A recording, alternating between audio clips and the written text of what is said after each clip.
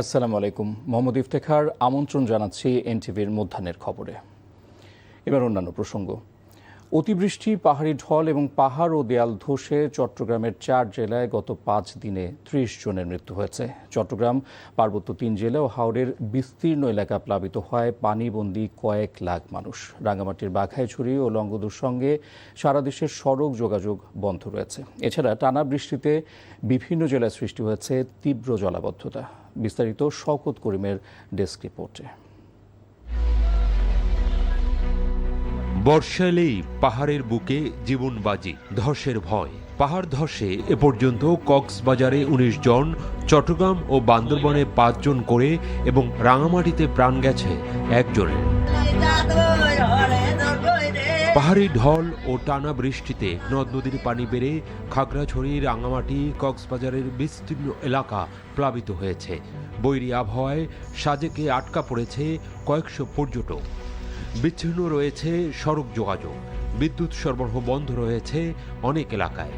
চরম দুর্ভোগে পাহাড়ের বাসিন্দারা। আমরা খুব মানবতার জীবনযাপন করতেছি।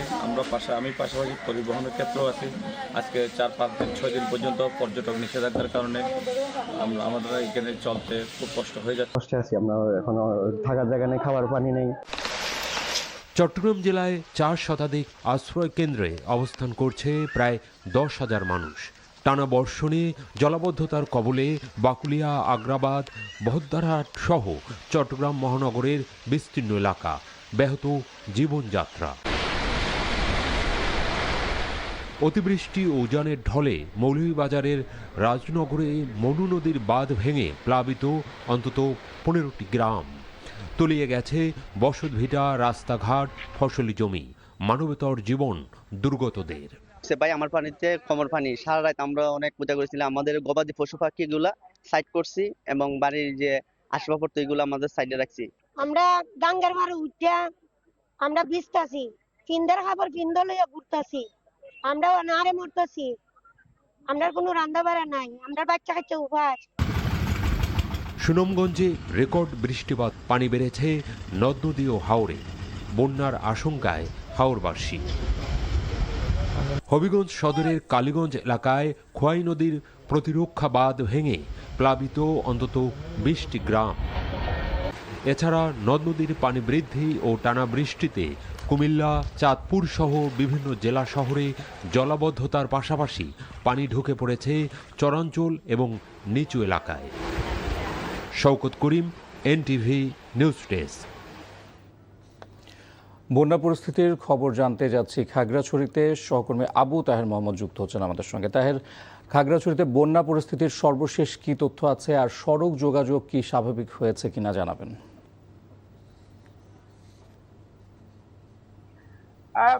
ইফতেখার, আপনি যেমনটা বলছিলেন, খাগড়াছড়ির আসলে বন্যা পরিস্থিতি কিছুটা উন্নতি হয়েছে। গত 3 দিনের মতো আজও খাগড়াছড়ির, রাঙ্গামাটির বাঘাইছড়ি এবং লংগদুর সাথে সড়ক যোগাযোগ বন্ধ রয়েছে। একইভাবে খাগড়াছড়ি থেকে রাঙ্গামাটির যে সড়ক যোগাযোগ সেটাও বন্ধ রয়েছে। খাগড়াছড়ি জেলায় 150টির মতো আশ্রয় কেন্দ্র খোলা হয়েছে। এর মধ্যে সবচেয়ে বেশি ক্ষতিগ্রস্ত খাগড়াছড়ির দিঘিনালার 20টি আশ্রয় কেন্দ্রে প্রায় 3000-এর মতো মানুষ আশ্রয় কেন্দ্রে আছেন। এবং আমি স্থানীয় উপজেলা প্রশাসনের সাথে কথা বলেছিলাম। ওনারা যেটা জানিয়েছেন, 20 থেকে 25,000 লোক কিন্তু এখনো পানিবন্দী অবস্থায় রয়েছে। যারা আশ্রয় কেন্দ্রে আছেন তারা চরম দুর্ভোগের মধ্যে আছেন। আর একটা বিষয় আপনাকে জানিয়ে রাখি, গতকাল সাজেকে যে আটকা পড়া যেই বিপুল সংখ্যক পর্যটক ছিল, গতকাল বিশেষ সেনাবাহিনীর নিরাপত্তা পহরায় নৌকা এবং ভেলায় করে তাদেরকে ভেঙে ভেঙে 150 জনকে খাগড়াছড়ি নিয়ে আসা হয়েছিল। আজকে আমি খোঁজ নিয়েছিলাম সাজেকে, সেখান থেকে যেটা জানানো হলো, সেনাবাহিনীর এসকর্টে সকাল 9টায় বাকি যে 381 জন পর্যটক ছিল তাদেরকে খাগড়াছড়ি নিয়ে আসা হচ্ছে। আসলে বৃষ্টি কিন্তু থেমে থেমে অব্যাহত থাকায় কিন্তু মানুষের মধ্যে এখনো কিন্তু শঙ্কা রয়েছে। জেলার বিভিন্ন স্থানে পাহাড় ধসের কারণে পাহাড় ধস দেখা দিয়েছে এবং অনেক স্থানে বিদ্যুৎ সরবরাহ বিচ্ছিন্ন থাকায় মানুষ বিশুদ্ধ পানি সহ তাদের নানা দুর্ভোগের শিকার হচ্ছে। ইফতেখার, এ ছিল আমার কাছ থেকে খাগড়াছড়ি। জানছিলাম খাগড়াছড়ির বন্যা পরিস্থিতির খবর। এখন যাচ্ছি কক্সবাজারে, সেখানে আছেন স্টাফ করেসপন্ডেন্ট ইকরাম চৌধুরী টিপু। টিপু, কক্সবাজারে পাহাড়ে ঝুঁকিপূর্ণ বসবাসকারীদের কি সরিয়ে নেওয়া হয়েছে?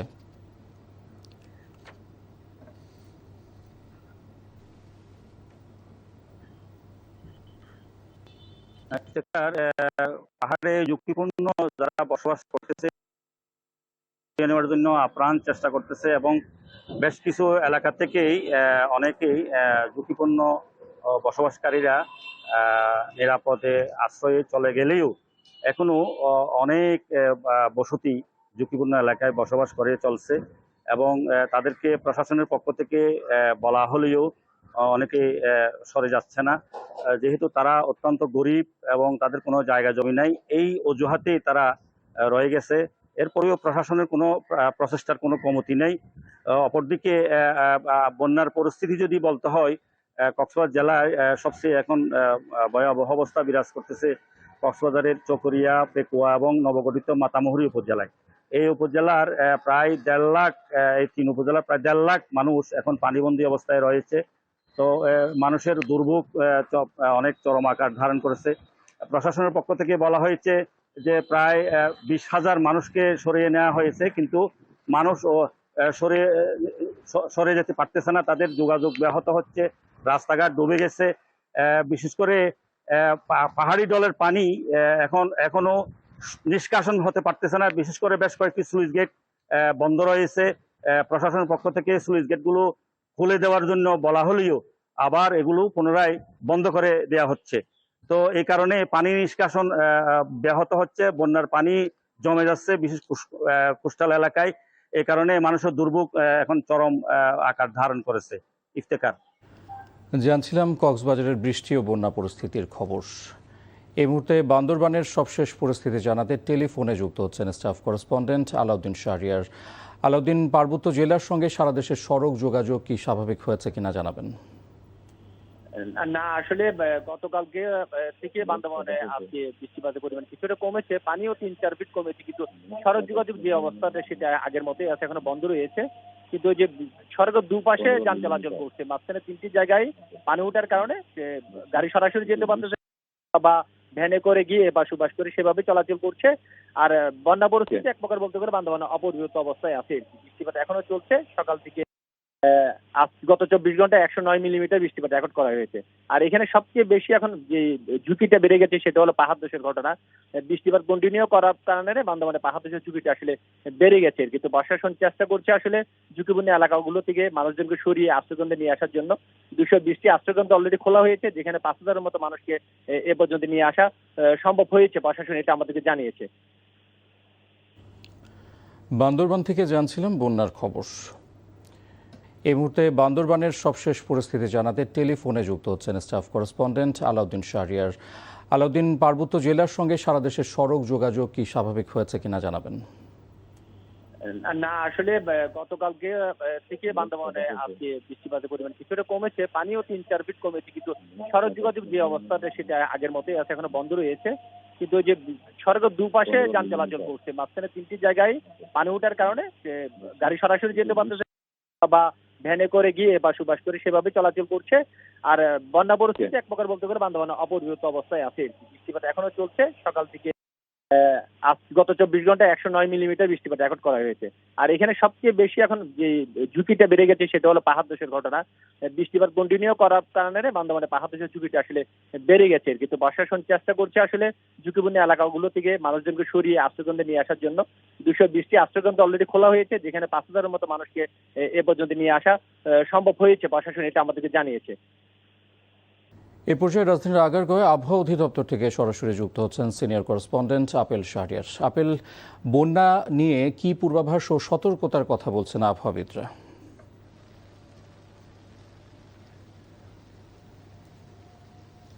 শুরুতে আসলে আমি রাজধানীর যে চিত্র আসলে বৃষ্টি সেটি একটু বলি, তারপরে আপনার যে প্রশ্নটি সেটির উত্তর দিব। মূলত জানেন যে ভোর থেকে কিন্তু টানা বৃষ্টিপাত হচ্ছে এবং মাঝখানে কিছুটা কমেছিল, এখন কিছুক্ষণ আগে আবার ঝুম বৃষ্টি এবং ভোর 6টা থেকে 9টা পর্যন্ত 15 মিলিমিটার বৃষ্টিপাত রেকর্ড করা হয়েছে। আর আবহাওয়াবিদরা বলছেন এই যে রাজধানীতে যে বৃষ্টি হচ্ছে এইটি সোমবার পর্যন্ত থাকবে আগামী। এবং আপনার যে প্রশ্নটি যে আবহাওয়া পূর্বাভাস অর্থাৎ বন্যা পরিস্থিতির, তারা যেটি বলছেন যে যেহেতু বৃষ্টিপাতটি শুরু হয়েছিল চট্টগ্রাম বিভাগ থেকে 5 তারিখে, এবং চট্টগ্রাম বিভাগে কিছুটা কমেছে তারা বলছেন, এবং এখন যেটি দেখা যাচ্ছে সেটি খুলনা বিভাগের দিকে বৃষ্টিপাতটি অনেকটাই বেশি, অর্থাৎ গতকাল বৃষ্টি বেশি হয়েছে, আজকেও টানা বৃষ্টি হচ্ছে। বলা হচ্ছে এরকম যদি টানা বৃষ্টিটি থাকে তাহলে আসলে চট্টগ্রাম সহ যে 4টি বিভাগে বন্যা পরিস্থিতির যে আশঙ্কা করা হচ্ছে সেটি আসলে বাড়বে বলে তারা বলছেন।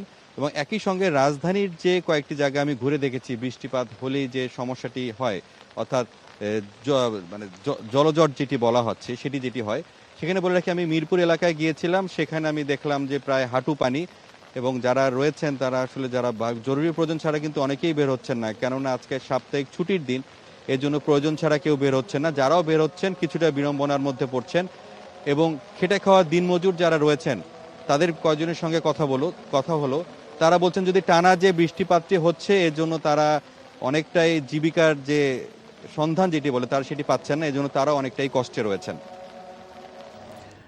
জানছিলাম বন্যা পূর্বাভাস ও সতর্কতার খবর। মানুষকে বন্যা ও নদী ভাঙন থেকে রক্ষায় দ্রুত তিস্তা মহাপরিকল্পনা বাস্তবায়ন জরুরি বলে মন্তব্য করেছেন সংসদের বিরোধী দলীয় নেতা ও জামাত ইসলামীর আমির ডক্টর শফিকুর রহমান। সকালে চট্টগ্রামে বন্যা কবলিত এলাকা পরিদর্শনকালে তিনি কথা বলেন। তিস্তা মহাপরিকল্পনা বাস্তবায়নে আমাদের পক্ষ থেকে জোরালো দাবি উত্থাপন করা হয়েছে এবং সরকারের পক্ষ থেকে এই ব্যাপারে অঙ্গীকার ব্যক্ত করা হয়েছে। আমরা এখন সেই অঙ্গীকার বাস্তবায়নের অপেক্ষায় আছি। আমরা জানি প্রজেক্টটা অনেক বড়, সময় লাগবে, কিন্তু আন্তরিকভাবে কাজটা শুরু হোক, দৃশ্যমানভাবে জনগণ এটা দেখতে চায়।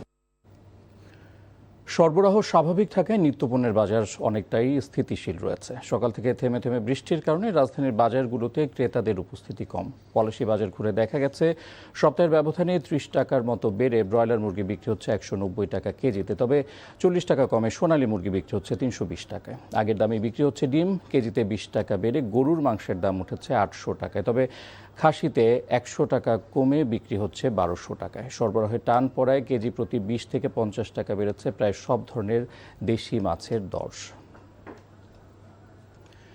জনগণের দোরগোড়ায় স্বাস্থ্যসেবা পৌঁছে দিতে সৎ ও যোগ্য নেতৃত্ব দরকার বলে মন্তব্য করেছেন জামাত ইসলামীর কেন্দ্রীয় নির্বাহী পরিষদ সদস্য ও ঢাকা 12 আসনের সংসদ সদস্য সাইফুল আলম খান মিলন। সকালে রাজধানীর মগবাজারে TNT স্কুল মাঠে ঢাকা নগর উন্নয়ন ফোরাম আয়োজিত ফ্রি মেডিকেল ক্যাম্পে তিনি কথা বলেন। শুধু বরাদ্দ বাড়ালেই স্বাস্থ্য খাতে কাঠামোগত উন্নয়ন সম্ভব নয়, দরকার চিকিৎসকদের আবাসন সহ মৌলিক সুবিধা বাড়ানো। সরকার জনগণের মৌলিক চাহিদা পূরণে ব্যর্থ হচ্ছে অভিযোগ করে তিনি বলেন, জামাত ইসলামী সারা বছরই স্বাস্থ্য ক্যাম্প নিয়ে মানুষের পাশে থাকে। মানুষের মৌলিক চাহিদা পূরণে আগামীতে ঢাকায় শত যোগ্য মেয়র নির্বাচনে ঢাকাবাসীর প্রতি আহ্বান জানান সাইফুল আলম খান মিলন।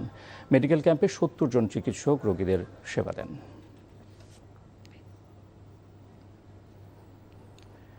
প্রেমের ফাঁদ আর তথাকথিত চীনা জামাইয়ের সুখী সংসারের আড়ালে গত 1 বছরে চীনে পাচার হয়েছে 4 শতাধিক নারী। সুদূর চীনের একটি গোপন সেলে বন্দী থাকা অবস্থায় NTVকে নিজের উপর হওয়া অমানুষিক নির্যাতনের বর্ণনা দিয়েছেন তেমনই এক ভুক্তভোগী তরুণী।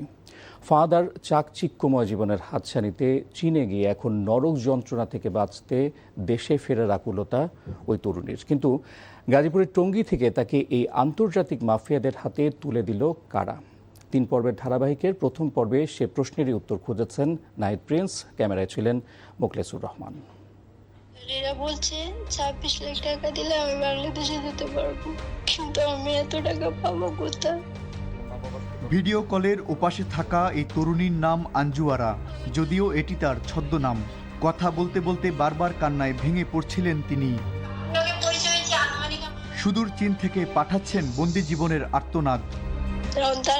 আমি তাদের কাছে বলি, পরে তারা বলে তুমি আমাকে টাকা দাও, আমি তোমাকে বাংলাদেশে ফেরত পাঠাবো। যদিও এই বুক ভাঙা কান্নার বিপরীতে হাস্যোজ্জ্বল জীবন আশা করেছিলেন আঞ্জুয়ারা। NTVর সাথে ভিডিও কলে সেই করুণ কাহিনী তুলে ধরলেন তিনি।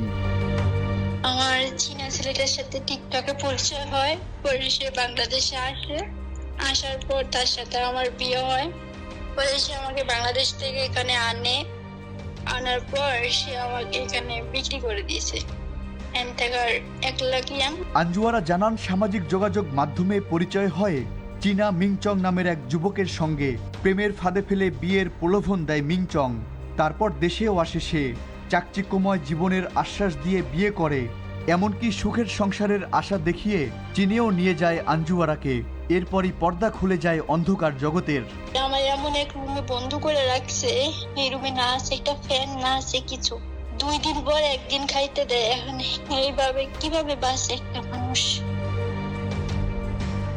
একজন নারীর এই আর্তনাদ কি কেবল বিচ্ছিন্ন কোনো ঘটনা, নাকি এর পেছনে সক্রিয় রয়েছে শক্তিশালী কোনো পাচার চক্র?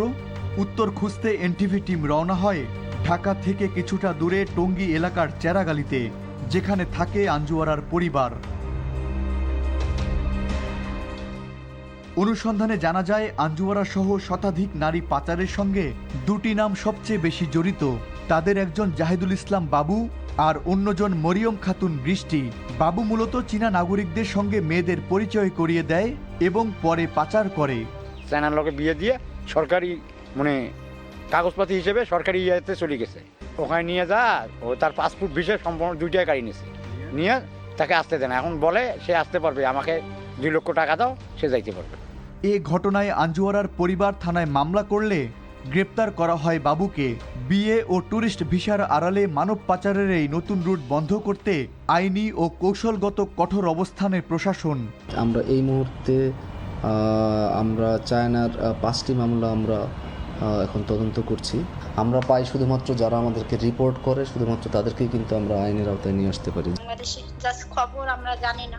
আঞ্জুয়ারা হয়তো কাঁদছেন মুক্তির আশায়, কিন্তু তার মতো আর কোনো নারী যেন এমন অসম প্রেমের ফাঁদে না পড়েন, এজন্য প্রয়োজন পারিবারিক ও সামাজিক সচেতনতা এবং আইনি প্রতিরোধ।